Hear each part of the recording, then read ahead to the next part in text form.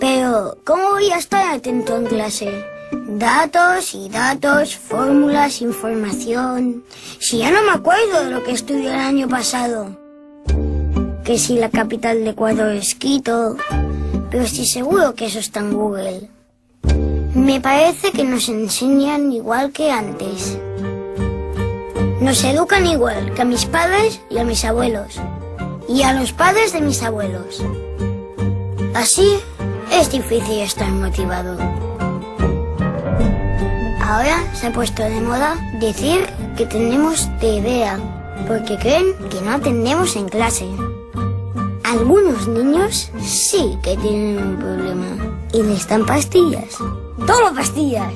Pero a otros lo que nos pasa es que estamos muy aburridos. Porque con las cosas que nos gustan podemos pasarnos horas y horas.